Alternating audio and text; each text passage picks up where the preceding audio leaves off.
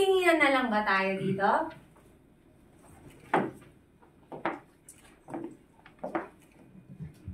.5 minutes na kaming nandito, ah. Ano bang gusto nyo? Ano bang gusto nyo? Hindi kami masaya. Hindi ka ba nag-workshop? Lahat ng kwento dapat may closure. Ba't ako walang ending? Ako! Bonggang dramatic nga ang ending, pero ginawa mo namang inutil forever si Jake. Maski hindi ko na makatuluyan si Jake, sige basta gusto ko happy ending. Ako, ang gusto ko lang maging masaya sa huli.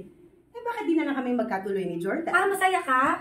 Aagawin mo pa siya sa akin? Eh di ba iniwan mo na? At saka bakit sila nanggaling sila sa totoong lugar? Ako sa Maldiaga? What's that? Oh, akala ko ba ending lang ang gusto niyo mabago? Ba't ba kayo nagreklamo? Alam niyo naman hindi tayo totoo. Oo nga, gawa lang tayo sa mga letra, mga sis. Che! Huwag kang makinig sa kanila, Lucas. Huwag kang makinig. Jordan, okay ka gusto yan. Excuse me, pakibitawan mo yan. Excuse me, give me 10 minutes. Mami-memorize ko lahat to, ha? Bitawan mo, sabi! Babe, don't. Basta ako, ayoko nang ipa-revise yung ending ko. Ako rin. Kontento na ako.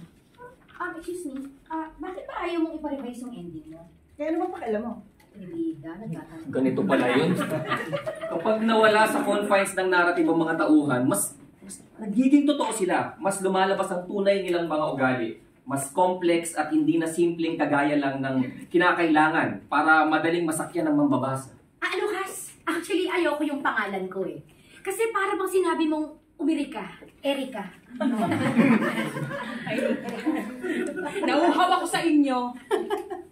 Alam mo ba na ang tubig daw na iniinom ng tao ay may 1.3 mg bacteria sa bawat tonelada? Ha? So, ibig sabihin, kung ang Pilipinas ay may population na 119 million at bawat Pilipino ay kumukonsumo ng mga 1 litrong tubig kada oras sa isang araw, ay kumukonsumo tayo ng 3,712,800 milligrams bacteria. Hindi na pala ako. Sige nga, Erika. Kung talagang magaling ka, every hour, every night, sa buong mundo, ilang lesbiana ang nagpopompyangan?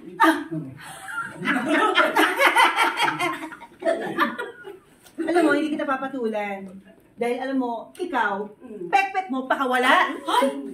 Isa kang pek-pek na may pakpak. 100% certified pokpok. Alam mo, kung isa-sum up ang iyong buong existence sa 3 words, pakpak, pek-pek, pokpok. Ayan na! Nagpupuksaan na sila!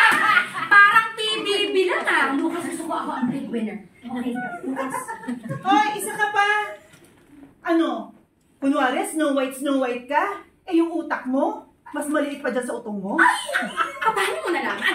If I know, type mo lang ako. Tama naman si Esther kasi spoiled brat ka. Diba? Nagkampihan pa kayong dalawa. Ikaw, immoral. At ikaw, Irene, irrelevant ka. Nai-inlove ka sa memory? Lucas, may suggestion ako. Pakipating na lang po si Erika. Brilliant yun! Ang galing mo. Pakangkang. Hoy, Bessie, ikaw burika ka din. Okay lang, kasi naman frigid ako, parang po si Esther. Hoy, adik! Nymphomaniac. Sino ba bang pek-pek mo nangangagas? Pakangkang! Tatlong utong mo! Brother fucker! Virus! Manyakis! Hoy, sandali nga! Bakit pa tayo nag-aaway? Tayong babae mga nagbabardagulan dito. Ikaw naman, Lucas. Fake. Oo nga. Hindi ka totoong writer. Teka. Ano bang nasulat mo, ha? Pati yung title, bakit para kay bilang? Eh, ang dami-dami pa namang letters sa alphabet, di ba? Kaya mo lang kami sinulat dahil gusto mong matanggap ka pa rin ni Bessie. Ginawa mo kung hindi marunong magmahal gaya niya. Ginawa mo kaming sawi lahat dahil sawi ka rin. Ako, pinakalimutan mo kay Jordan dahil gusto mong makalimutan si Bessie. Pero di mo magawa. Kaya dinaan mo sa kwento. Tama? 5 stories lahat. 173 pages, 36,646 words. Eh, kasi nga guys, writer siya. Ano ba? At pinagsasabi mo kaming lahat para isa lang ang maging maligaya. Ito kasi si Bessie. Lahat tuloy kami nagsasuffer. Talagang pati inisya ng pangalan namin at iba pang mga babaeng characters galing sa inisya ng pangalan mo. Pabida. Hindi ako yun. Okay? Tauhan lang din ako. Pero meron akong isang gustong sabihin dito kay Lucas. Noon pa. How dare you imply na nirape ako ng tatay ko? What do you know about my loneliness? Hindi lahat ng babaeng sexually aggressive naging biktima.